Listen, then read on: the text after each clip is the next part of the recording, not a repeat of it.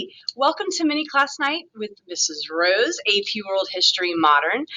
So glad you clicked on in here, hopefully with a nice cup of coffee or, maybe a little evening dessert, just so you can kind of relax as you go through your student's day.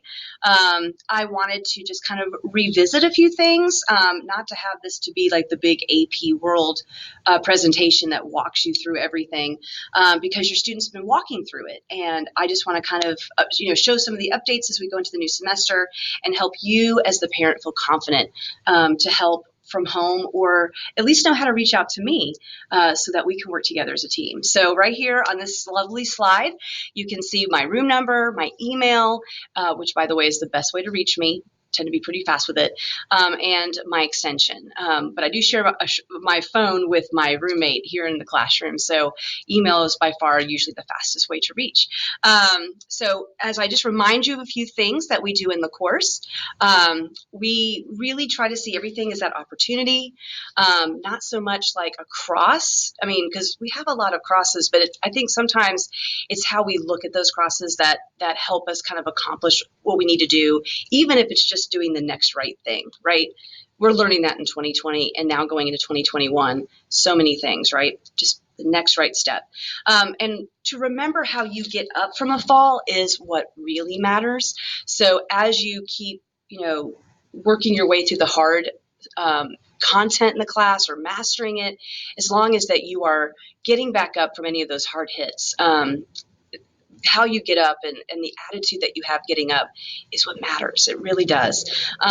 So you win that race just by how well you just keep going. Three things that we try to work on this class is listening to others, evaluating sources, and developing compassion. And what's so interesting is I've always had these three things as a goal, and I can never remember a time other than 2020 where a year could have used those three things: listening to others, evaluating the source, and developing compassion. So hopefully those are three traits that your student is learning this year. And just, for you to look back on later, trying to remember John 16:33 and Romans 12:12 for, just kind of little life guideposts, signposts along the way. And also, don't forget to know how to change that fitted bed sheet. That was my goal at the start of the last semester. I continue it because those life skills are really, really good to have. So what is the 411 to WAP again? Well, your child is going to, or is learning, analyzing primary and secondary sources, developing historical arguments, making historical comparisons, utilizing reasoning about contextualization, causation, and continuity and change over time. I try to tell the students that contextualization is like the Star Wars crawl at the beginning of the movies, where it would tell you what was going on in episode 6 and give you the context of what's happening. Causation is usually the causes, obviously, of some event or some process. And then continuity and change over time is what has stayed the same and what has changed. So we really focus on that over the entire year.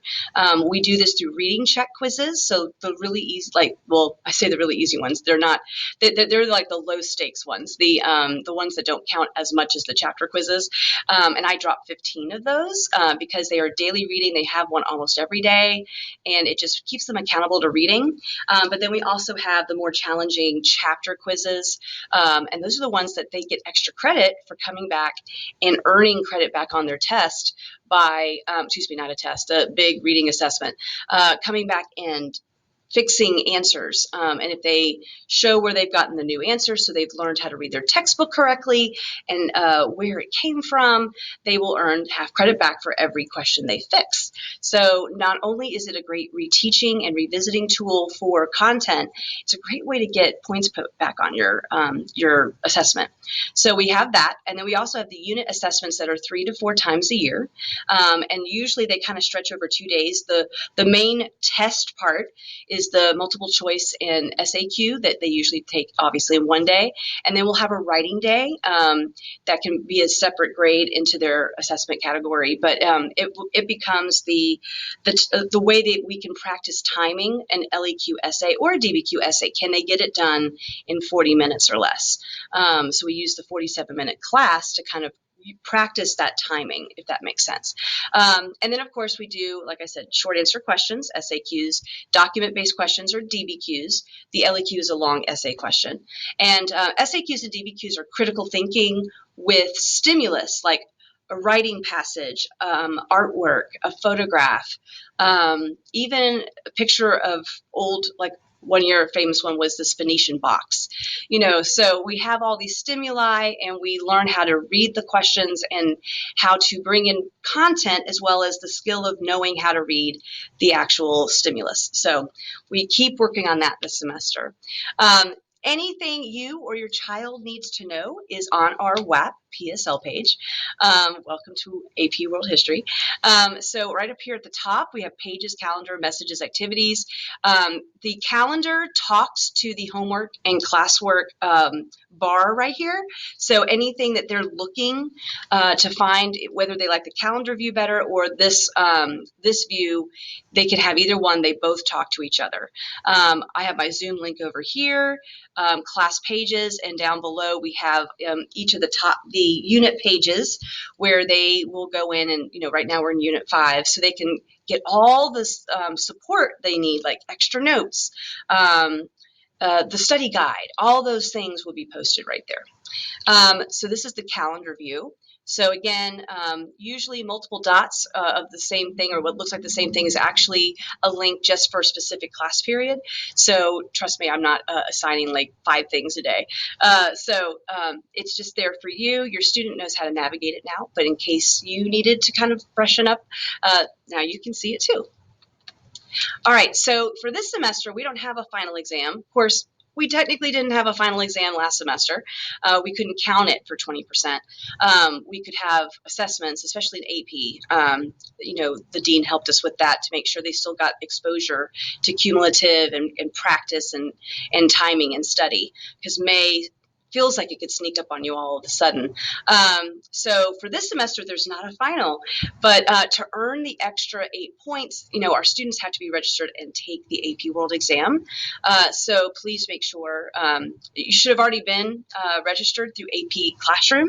The dean was very big on that. I had to chase some people down last semester. So hopefully everything is squared away with that, because that will be the method of how they register you for the test. And you get, depending on where we're going with COVID or testing procedures, you might get some instructions sent through there. Otherwise, we are still planning on having the in-person test here at the school.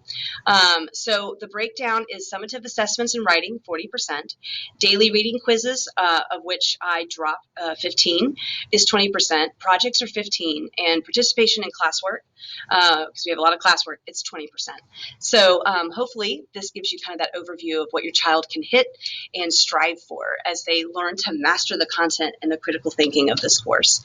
How do we prepare for a test, right? Or assessment, because we have chapter assessments and we have like our unit assessments.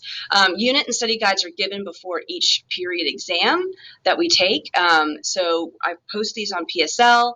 We do review games. We have review sessions in and outside of school. Zoom has been kind of great for that. I did that a lot in December. I met some of your children online and we reviewed together. The big date that you want to know is AP exam is May 10th, 2021. It will be 3 hours and 15 minutes. College Board has not stated that they're going to lighten this load at all.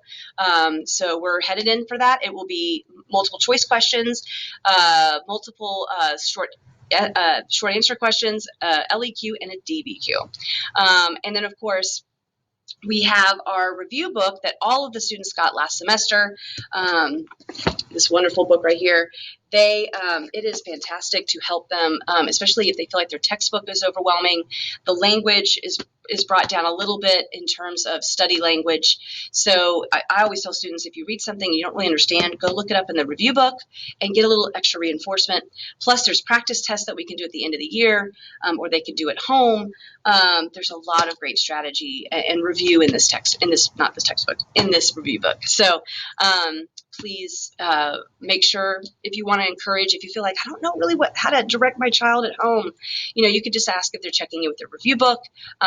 If they're using their textbook or the online textbook, there's a great program attached to their textbook called Inquisitive, and they basically can drill their reading over and over and over again.